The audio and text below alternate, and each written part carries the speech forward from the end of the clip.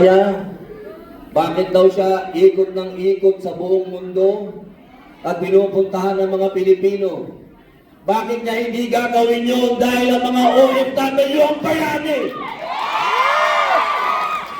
Kung wala kayo, wala ng Pilipinas.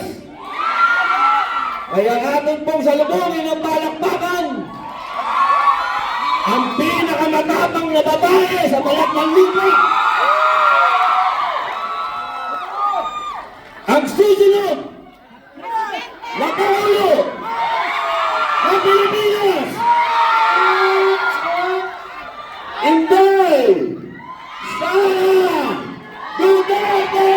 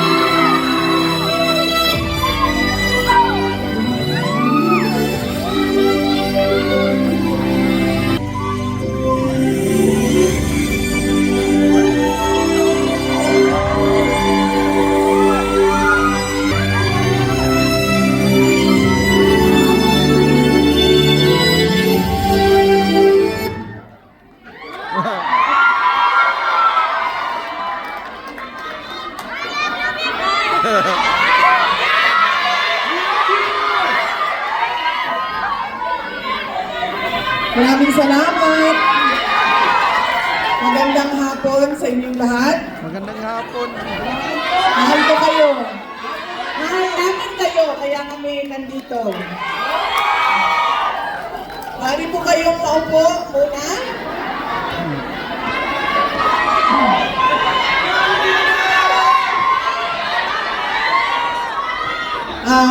Bago ang lahat, kailangan ko ng timekeeper dahil sinabihan ako na kailangan daw yung oras na ilaan ko sa picture taking ay mas mahaba pa sa oras na ibibigay ko sa speech. Kailangan ko ng tigabantay ng oras. Kapag umabot na ako ng 45 minutes, bigyan niyo ako ng warning. Isang oras na yung speech ko, bigyan niyo ako ng timeout para mabigyan ko ng mas mahabang oras yung picture taking. Noted.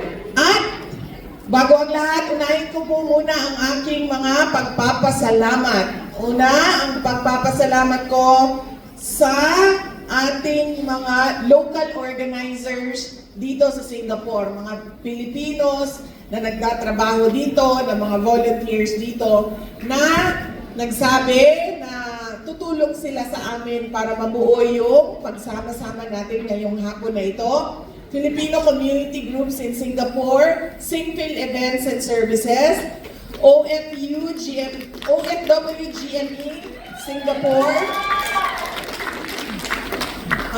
Sir Arnel and Susan Repeso, Ma'am Cynthia Cian Miranda, City Mangagog, Rogelio Barroso, SMNI, Yes. media partner natin, at Jennifer Adeline.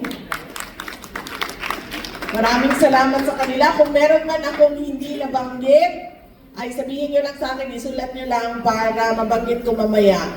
At sa ating mga volunteers, mga marshals, kaway-kaway ang mga volunteers and marshals, sila po ang tumulong sa amin para maging maayos yung programa natin ngayong hapon na ito. Ang susunod na pagpapasalamat, unahin ko na lahat ng pagpapasalamat para hindi ko makalimutan, ay yung mga kasamahan ko ngayong gabi dito sa Entablado. Nandito sila para magpasalamat sa tulong ninyo nung nakaraan at sa tulong ninyo sa darating. Nagpapasalamat sila. Una na po, si Attorney J.V. Hinlo at Attorney Robin Padilla. Attorney Robin, Senator Robin Padilla.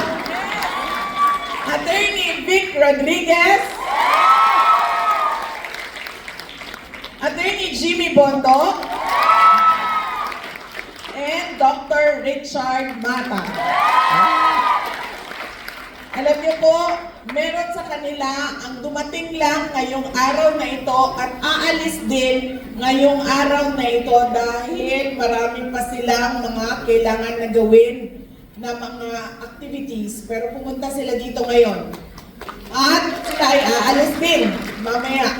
Kaya pinapakita nila sa inyo kung gaano kahalaga yung pagtitipon ngayong hapon na ito. Sino ang alis mamaya? Yan. Sino ang tumating kanina? Yan.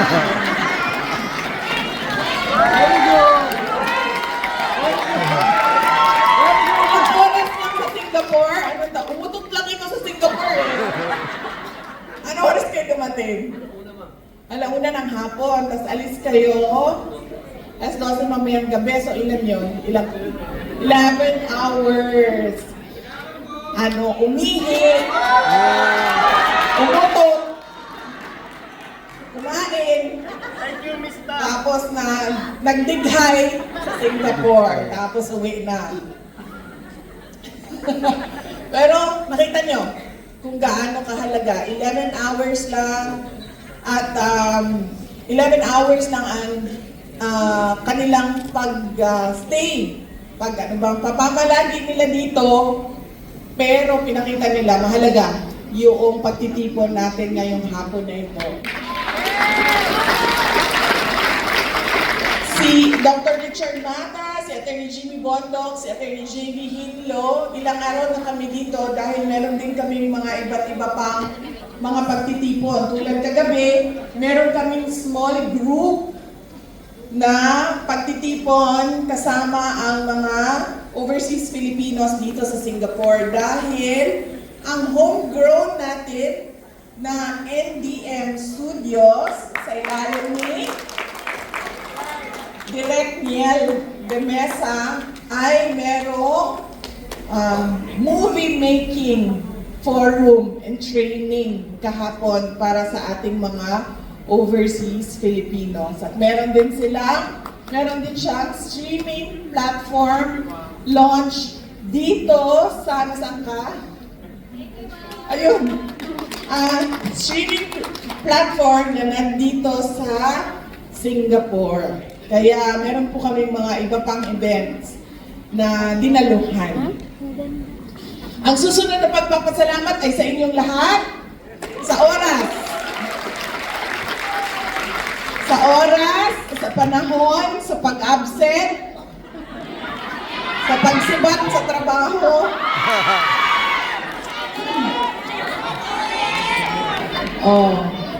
Sige, sumibat kayo sa trabaho, tapos hindi na kayo makapag-post ng My Day. Kasi palalaman kung nasaan kayo. Pero, nandito kayo. Kaya, kasi di ba, busy yung mga araw ninyo. Hindi tulad sa Pilipinas na pwede kang maglaba araw-araw at meron ka pang magagawa na pamamalengke araw-araw at pwede ka pa maglaro ng tong its kasama ang kapitbahay araw-araw. Yung mga nakatira abroad, hindi ganon. Lahat ng labada, naiipon, isang araw lang yan gagawin lahat. Ang pamamalengke, mag-grocery, hindi yan ginagawa araw-araw.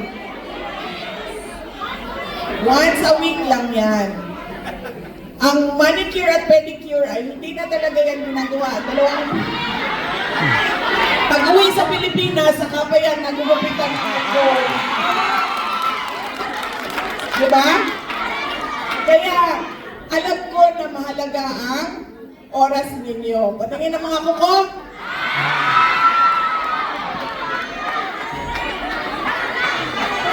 Yan. Diba? Kung hindi pa nakauwi ng Pilipinas, hindi pa tatanggal ang ingrown. Kaya, nagpapasalamat kami. Kasi kahit ganyan yung kailangan ninyong gawin, kahit ganyan kadami ang kailangan ninyong gawin kapag weekend, ay binigay pa rin ninyo ang isang buong araw ninyo para sa amin ngayong gabi na ito. Alam nyo, yung kaibigan ko, di ba kasi pag nagbabiyahe tayo, yung mga kaibigan natin, meron silang mga pinapabili sa atin. Uy, punta ka Singapore, pabili naman ganito, pabiling ganyan. Di ba? So yung kaibigan ko,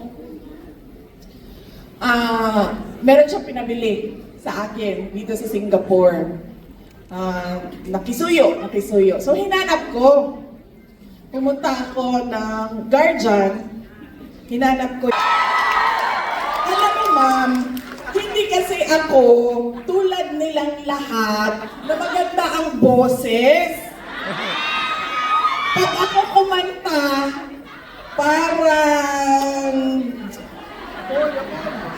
uuwi sila na masama ang loob.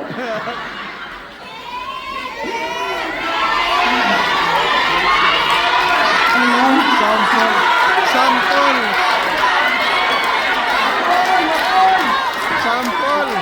Sample. Sample! Sample! Sample! Sample!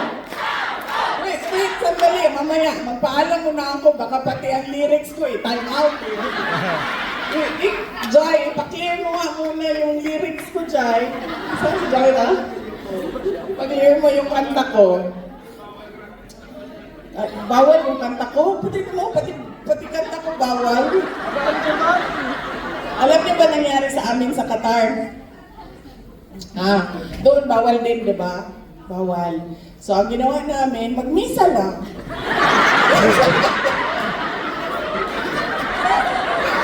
Misa! Mass na lang. Thanksgiving, Holy Mass, ganon. Tapos, pumunta kami sa mall, kumain kami sa food court. O, di ba? Tapos nung pagkahapon, sinabi na ng Qatar government, time out na kayo, hindi na kayo pwede lumabas ng hotel. Kasi hindi na pipigilan noong mga kababayan natin yung maglabas ba ng kanilang nararamdaman at sa loobin. Amen lang kami, ma'am.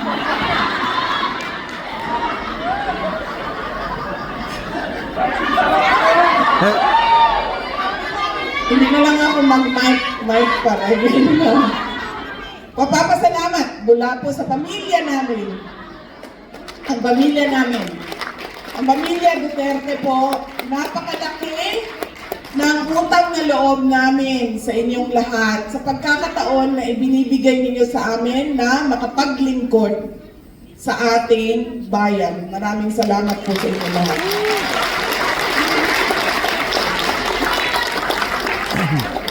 Ganun ka, every time na matapos ako mag-amen kayo dyan para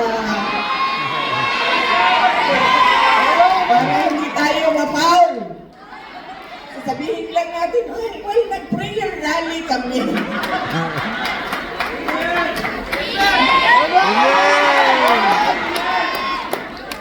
Dahil lahat iakyat natin sa kay Allah, sa Diyos. Yes. Ang Office of the Vice President po ay, sabi ko po kanina, nagpapasalamat kami dahil tuloy ang pagtitiwala ninyo sa mga iba't ibang programa at proyekto namin. Meron po kami.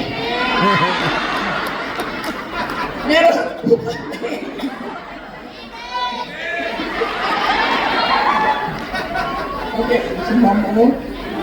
Hindi ba siya natutuwa sa atin, ha? Ako, ilansang na lang po ninyo sa cross.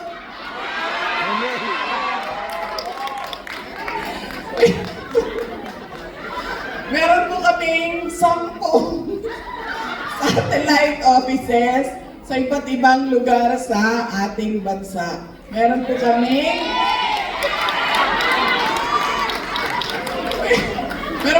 sa Kawayan City, sa Isabela.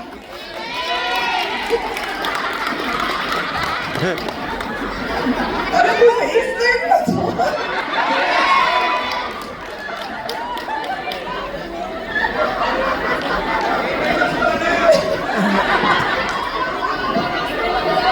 Sa Manawag. Ay, Manawag, sa Pangasinan. Meron po kami satellite office sa Dagupan City. Meron po kami sa Santo Niño ng Tondo. Extension office. Meron po kami sa Negros and Panay Islands sa Bacolod City. Doon po ay Santo Niño din po sa Ati-Atihay.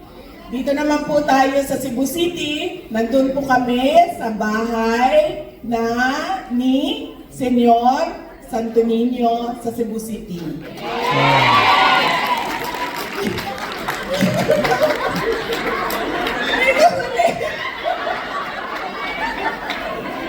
Grabe kaliki ng taga Singapore.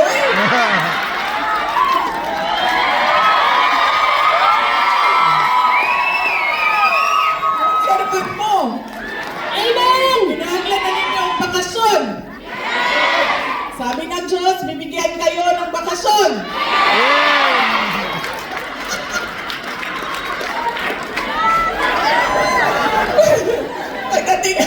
Pagdating sa Leyte at sa Samar, nandun po kami sa bahay ng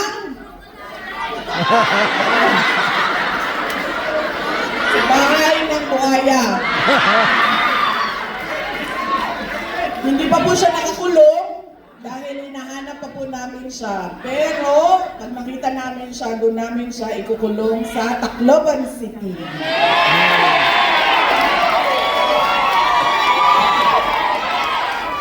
At nakalimutan natin sa Luzon kung nasaan si Ina, Our Lady of Peña Francia. Kami po ay nasa Legazpi City. Pagdating naman sa Mindanao, kami po ay nasa Our Lady of Pilar, Zamboanga City. Okay? At pagdating naman dito sa Central at Northern at Caraga, kami po ay nasa Butuan City. And speaking of Zamboanga, nandito ang ating Pagadian City Mayor, Sammy Ko. Mayor Sam, kaway-kaway ka dyan. Kaway, Pagadian City. Kung saan ang tricycle nila ay nakahangad sa langit.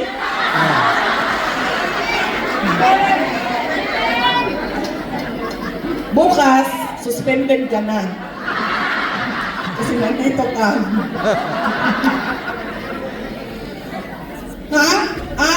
So nasa Butuan City kami. Tapos, ang Southern Mindanao, nandun po kami kay Our Lady of Sara, Davao City.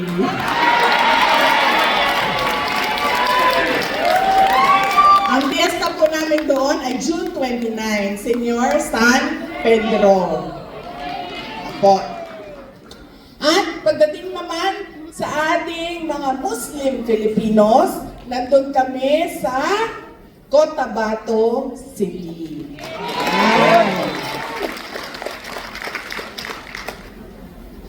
Ang susunod po na project namin ay Disaster Operations Center. Ito po yung pangalawa sa laging hinihingi na tulong ng mga kababayan natin sa Office of the Vice President. Ang una po lagi talaga is medical and burial.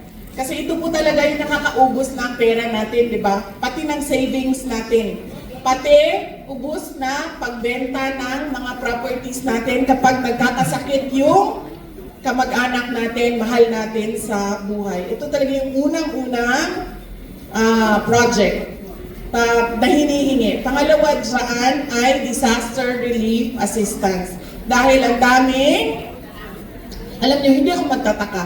Bakit tayo nababaha doon sa sobrang init, sobrang dami ng ulan, pagbabaha, landslide, earthquake.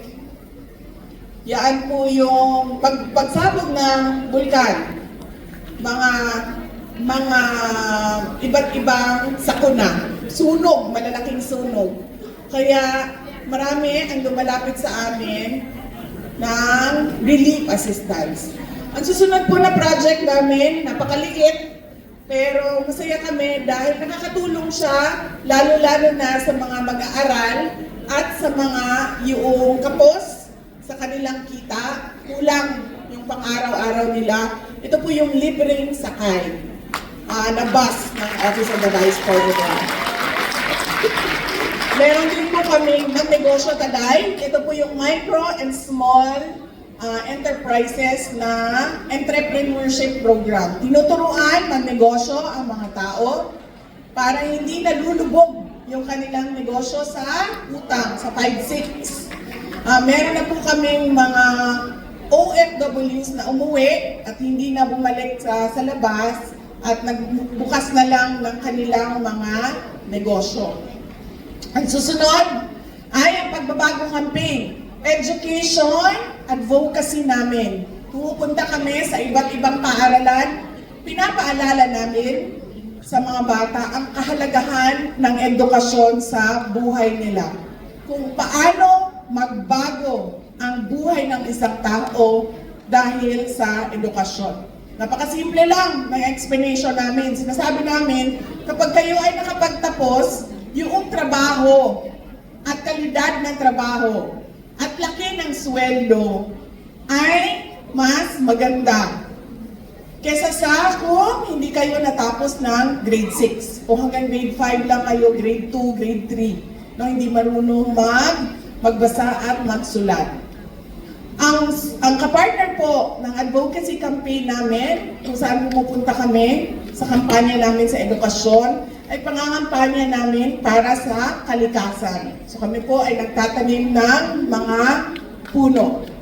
At target po namin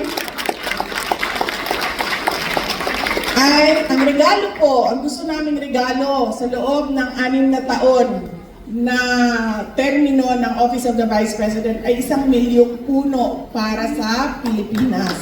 Yes, amen. At yun po ay nagawa namin sa loob ng 3 taon, hindi 6 years. Naka 1 milyong puno na po kami sa loob ng 3 taon. Gusto namin maipakita at ma-emphasize na pwede naman palang gawin. Diba? Kung gusto talaga natin, ay pwede siyang gawin ng malakihan at mabilisan. Big and fast.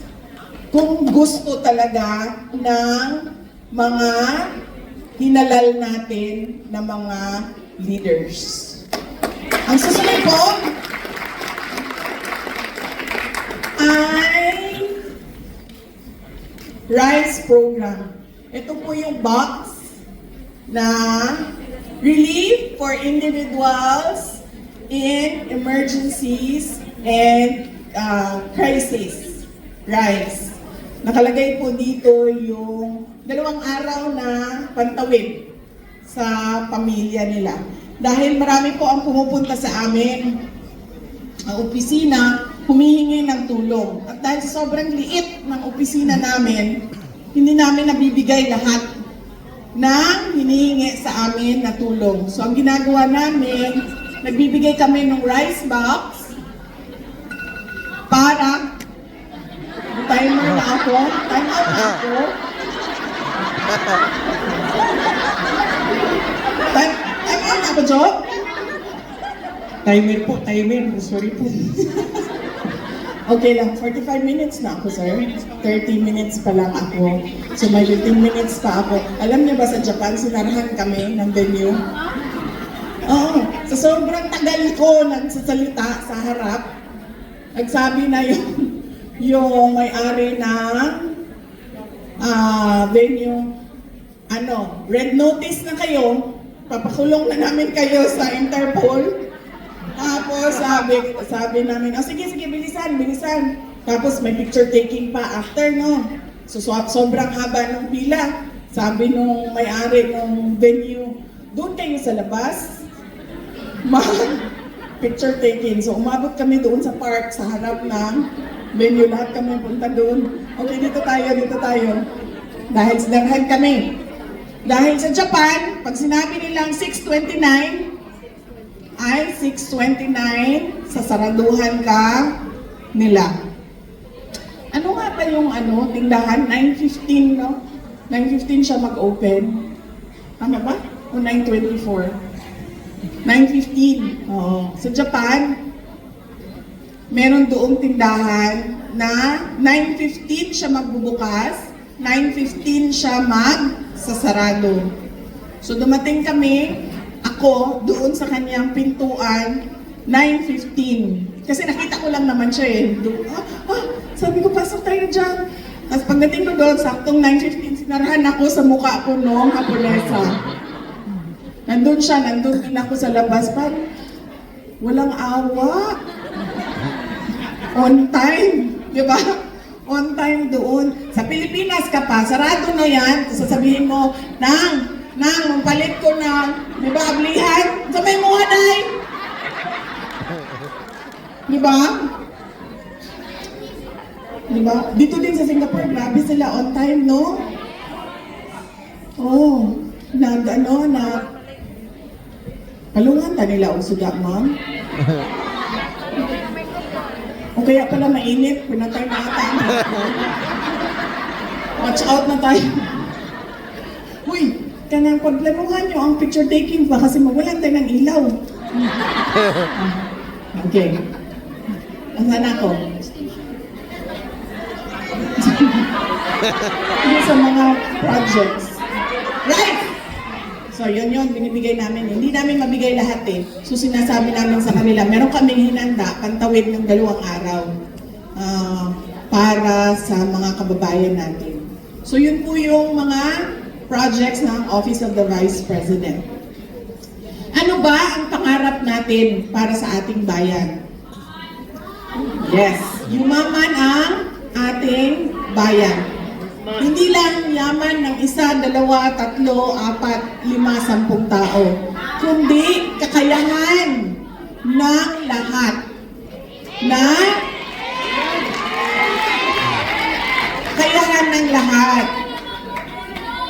na magbigay, mag-provide para sa kanilang pamilya.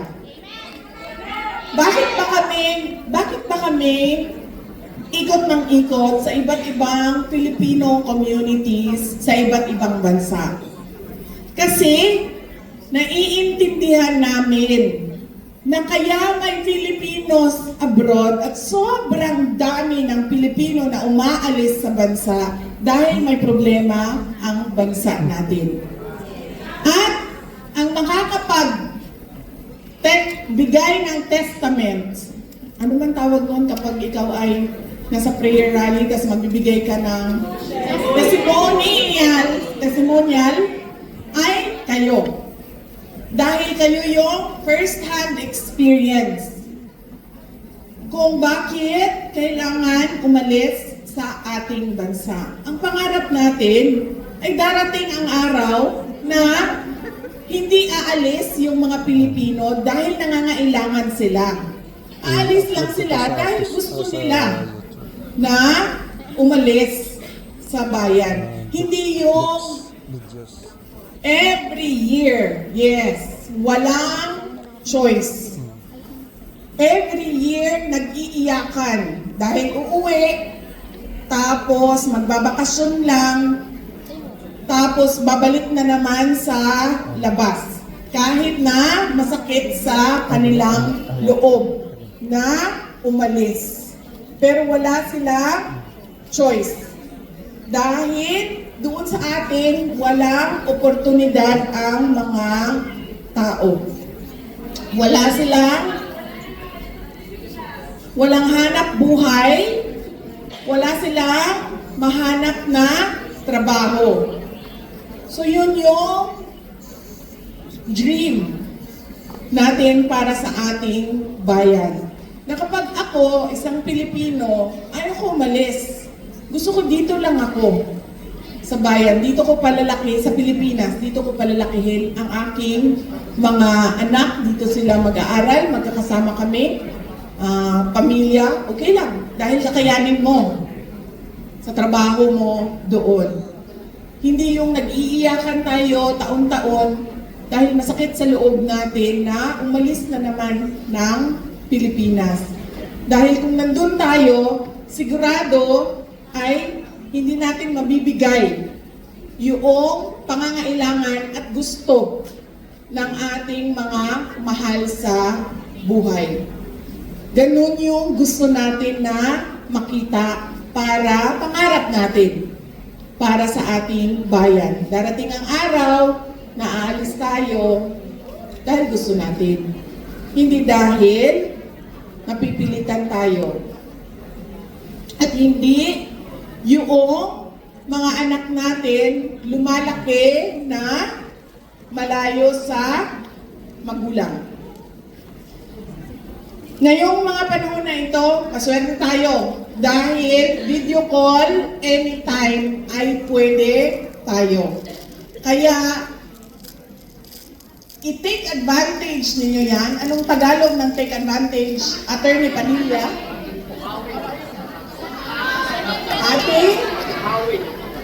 Ating pukawin ang pagkakataon.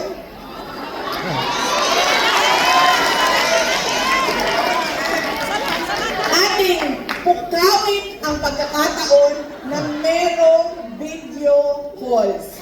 Huwag ninyo bitawan ang mga anak ninyo. Lagyan nyo yan ng AirTag. Kapitan nyo yan ng AirTag. Wala na tayong choice eh. Kailangan natin umalis para magtrabaho. Pero huwag ninyo yang bitawan. Dahil kailangan pa rin nila ang values. Na kayo yun ang magtuturo. Hindi mga barkada nila ang magtuturo nun. Disiplina.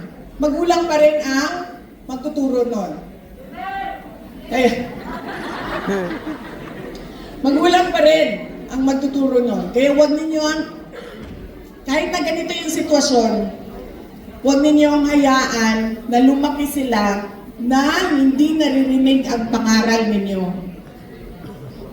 Kahit hindi na yan, nagpapakita ang mukha niya sa screen dahil napagod na siya sa kakikinig sa iyo, huwag kayong mapagod sa pagbibigay ng pangaral.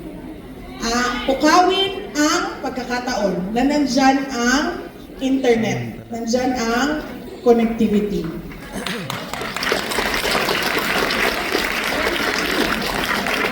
Lagi ninyo ipaalala sa kanila yung mga bisyo nakakasira ng buhay. Yung pagbitaw nila sa pag-aaral nila nakakasira ng buhay. Yung mga bad influence sa buhay nila, hindi yun ang makakatulong sa kanila para umahon sila sa kahirapan. Kundi yung sarili nilang pagsisikap at pagpapanigurado na mag-aral silang mabuti. Ang ating pangarap, isang maayos, disiplinado, maunlad na bayan para sa ating lahat. Ngayon, bukas ay para sa ating mga anak. Alam niyo po, kaming mag-asawa, nag-usap na kami kung saan kami magre-retire. Sa Manila ba o sa Davao ba? Pinag-usapan na namin yon. Tinanong din namin ang mga anak namin.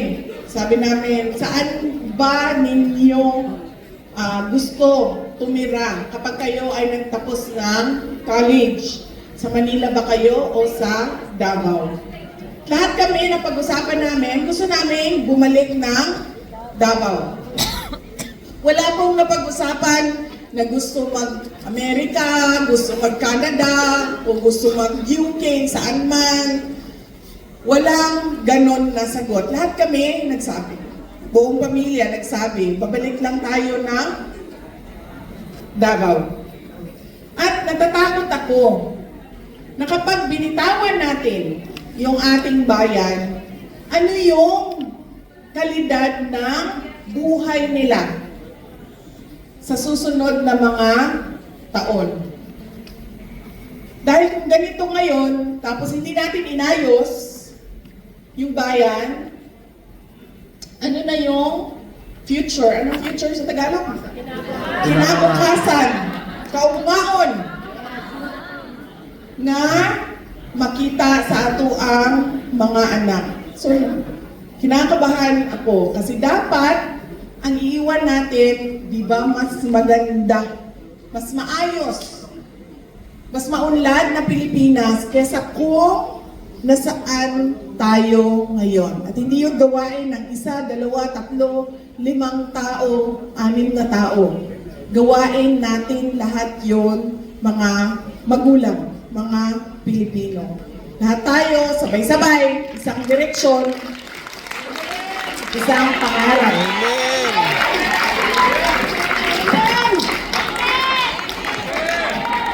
Amen! Anong tatlo, ma'am? Last 3 minutes. Last 3 minutes para tayo ay mag-picturean. So, ma'am, bawal daw yung aking kanta. Oh. So, sandali, magbasa na lang ako ng Bible verse. I-google mo yung Bible verse of the day ngayon. Last 3 minutes ay basahin natin ang salita ng Diyos para ngayong araw na ito. Dahil bawal daw ang aking tula, bawal ang aking kanta, bawal ang aking boses kumanta. Uy, grabe naman kayo. Meron akong nakita, pinadala sa akin ng kaibigan ko, nakalagay doon, Inday Sara, kaya ka namin ipaglaban, pero kapag ikaw ay kumanta, tatahimik na lang kaming lahat. Hindi ko pa kayo nabigyan ng Bon Jovi ko eh.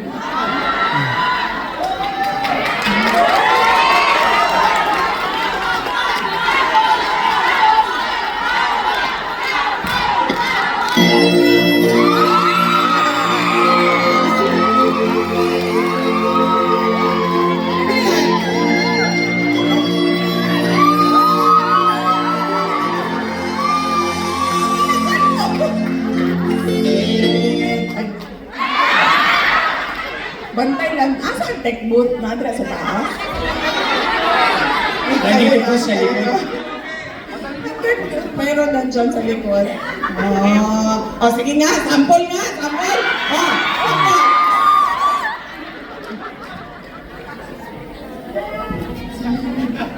Grabe ka maghamon na. Tapos kung ikaw, sample! Sample!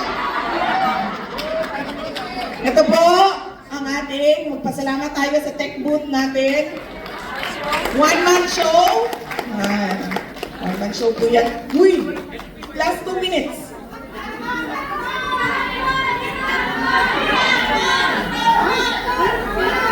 Okay.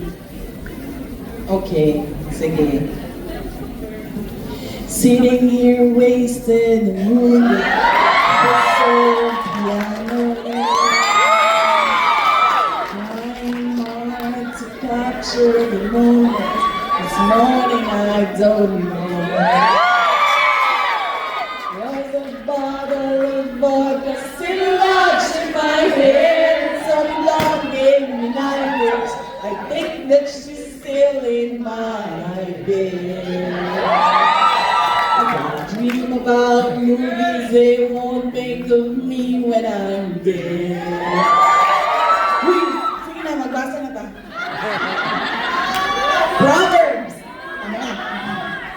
Proverbs 9, verses 7 to 9. Asa man diri ang Asa man ang wala may nakabutang sa text. Nakabutang explanation.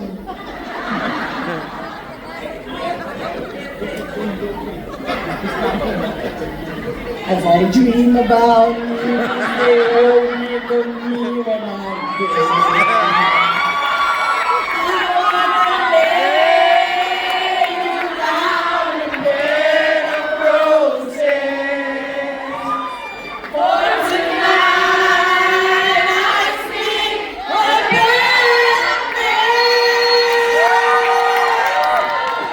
I wanna be just as close as the Holy Ghost is. Let you down on the bed of roses.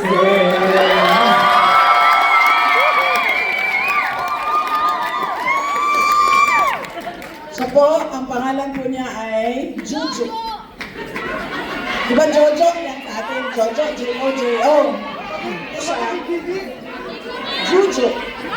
J-U-J-O. Para daw, sabi ko Jo, muna kami nagkakilala. Jonathan ang pangalan niya. Kasi ka-thank you, wala. Oh. Ay di, meron na. Ito, kuya ni Katiki, pwede na ito. Kuya ni Katiki. Ano ba yung sasabihin ko? Si Jojo. Jonathan yung pangalan niya, tapos J-U-J-O, kasi daw para maiba. Kasi daw, sikat na daw masyado ang Jojo. So, Jujo ang kanyang pangalan. Saya kayo. Siya yung unang kasama ko sa trabaho. Magkasama kami, dalawa lang kami nagsimula noon. 2006.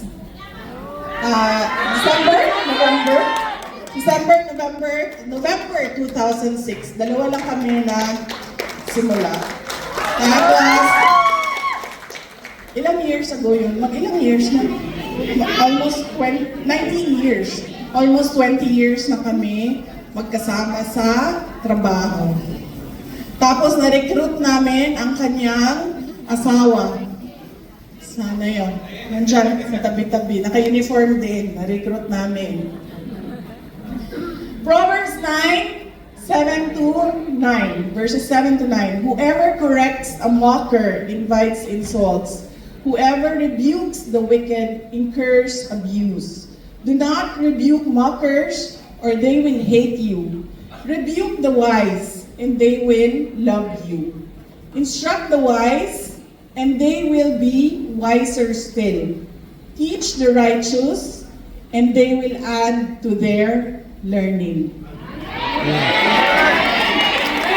Yan po ang pangsara ng ating programa ngayong hapon na ito. Ang salita ng Diyos. Amen. Salita ng Diyos para sa ating lahat. Magpasalamat po tayo sa gobyerno ng Singapore dahil hindi tayo hinuli. Dahil tayo po ay mga law-abiding visitors and residents of Singapore. Maraming salamat po sa pamahalaan ng Singapore. Mga kababayan, ang lahat ng ginagawa natin ay para sa Diyos, sa bayan, at sa bawat pamilya Pilipino.